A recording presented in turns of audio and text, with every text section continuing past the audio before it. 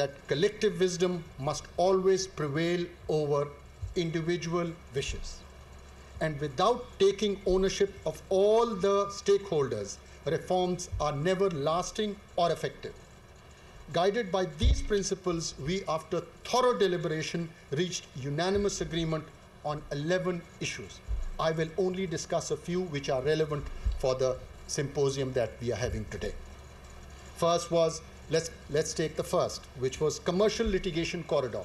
It was decided that what is going to happen is issues relating to corporate matters should be dealt with by one court, and same was the case with the appellate forum. It should have one forum and a bench of the High Court which should be assigned to deal with these cases, and same is the case with the Supreme Court. This will bring in consistency in the decisions, and hopefully it will also shorten the period of deciding such cases. We also discussed double docket regime, where we discussed whether there should be 2 shifts in courts. This matter was left to the high courts, and inshallah we are meeting again on the 18th of August, where each high court will give us an input of how they want to proceed with it. Same is the case with establishment of model criminal trial courts. Well, in this case, we said what we're going to do is all the oldest pending criminal trials before the sessions will be taken up by these model courts, and they will be decided on a day-to-day basis. One very important is the institutionalization of court-annexed mediation. Let me tell you, mashallah, we've got 20 trained judicial officers already in our judiciary, and we have to take maximum use and utilize their expertise. And it was decided that to start off with, one district in every high court will take up this particular mandate, and we will assess how the progress has been made and decide about it after 3 months. And we will increase this particular aspect of it, but only once we see how the progress of the initial steps that have been taken. Then comes timelines for disposal of different category of cases. 13 different items were taken up: declaratory suits, declaratory inheritance, injunctions, rent cases, family suits, succession cases, execution petitions, labor cases. There were the 13 on which we decided. This can be increased later, but to start off with, we started with 13, and the high courts have been asked to give us the timeline that they think is appropriate. We will inshallah decide it on the 18th. Then comes the Professional Excellence Index. This is something which we've introduced to facilitate talent hunt of lawyers for induction into the district judiciary and elevation to the high court judicial positions. Then comes this particular, the district judiciary will gauge the lawyers who come and argue cases before you.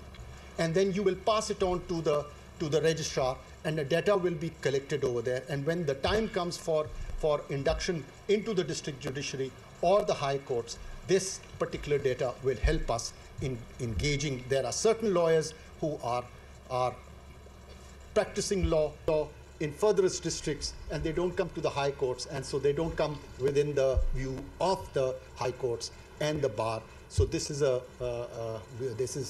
step which we have taken, which will bring in the young lawyers also. They will be given an opportunity, and those who are let's put it this way, who are apolitical and have no political affiliation, and they are genuinely professional lawyers. So this will bring up, will give an opportunity for them to be also considered. Then is ethical guidelines for use of AI in the judiciary. Undoubtedly, given the rise of AI and the benefits associated with its use, integrating it into the justice delivery system is our top priority. No doubt about that. However, the adoption of AI must not be blind or uncritical, as it raises complex ethical and legal concerns that demand careful consideration. To this end, the National Judicial Automation Committee, a committee comprising of justices of the high courts and headed by my illustrious brother, Justice Muhammad Ali Mazhar, have been requested to prepare and recommend an ethical framework for the use of AI in the judiciary. We hope that this initiative, along with the willingness of our judiciary to use AI, will enable us to integrate AI into our processes safely and allow us to make our justice delivery system more efficient, transparent, and above all, citizen-centric. Now, let's come to some important reforms relating specifically to the well-being of the district judiciary. I'll start with the institutional response to external influence on judges of the district judiciary. Mind you, as far as the superior judiciary is concerned, this issue is now with the Supreme Judicial Council, and they are deliberating on how to proceed and to formulate it. But as far as the district judiciary is concerned, we have decided that we will proceed as under. Before I tell you how and what the committee has decided, let me tell you about my views on it. It is my dream to see an aggrieved citizen across our beautiful country to confidently walk into the court of a magistrate or a civil court in his own local tongue and not be burdened to go to the High Court or the Supreme Court to seek redressal of his grievances. But to make this happen, we must ensure that the district judiciary is empowered, protected, and fully supported in discharging its duties. Now, in this regard, you will be pleased to know that the committee has resolved that each High Court shall formulate clear guidelines for members of the district judiciary to follow in case they face any extraneous influence, along with the defined response of the High Courts to counter such instances.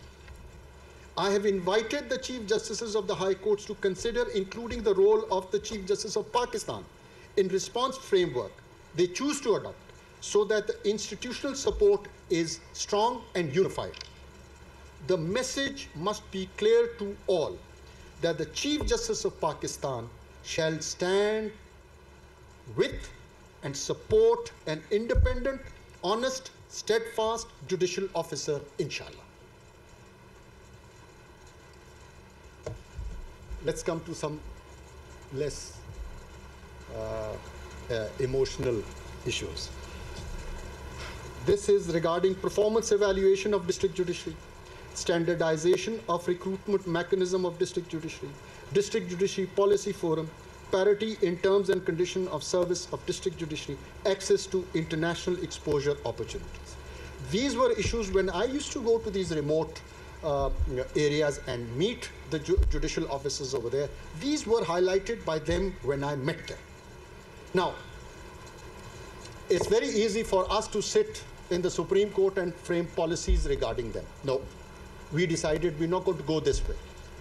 We said, let the district judiciary ponder over it and let them deliberate and finally propose to us what they want.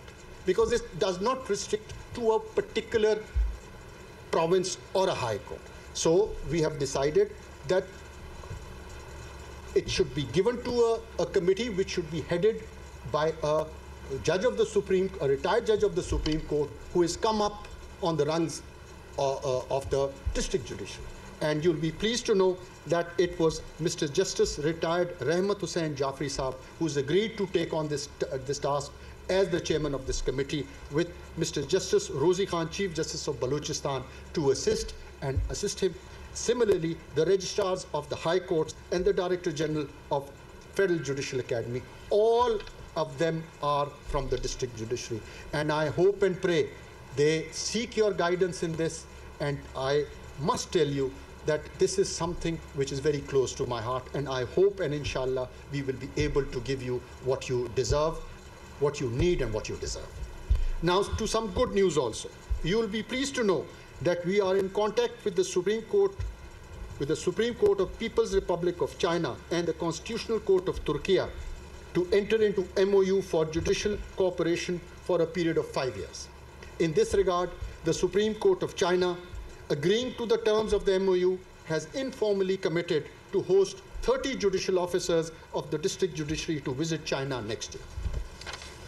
As for our engagement with the Constitutional Court of Turkey, our brother Excellency is with us. You'll be glad to know that our first batch of 5 worthy members from the Law and Justice Commission, National Judicial Academy, and from the establishment of the Supreme Court are still on their first trip of 18 days. Hopefully they will be back soon. And I thank you for that, Your Excellency.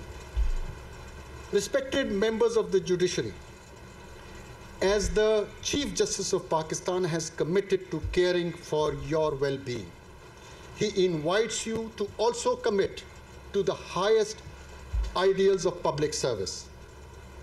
Always be diligent, disciplined, and respectful. Embrace accountability. Empathize with the citizen you serve, and always be polite and humble with them. These standards are not an additional burden, but always for you to honor your role, a role that matters not so much to the judiciary, but to the entire nation. Ladies and gentlemen, now let me appreciate the Federal Judicial Academy for organizing this national symposium under the thoughtful leadership of my brother Judge, Justice Mia Gul Hassan Aurangzeb. I commend you and your team for this excellent symposium. I also express my deep appreciation to all speakers, panelists, and development partners who have contributed to the dialogue today.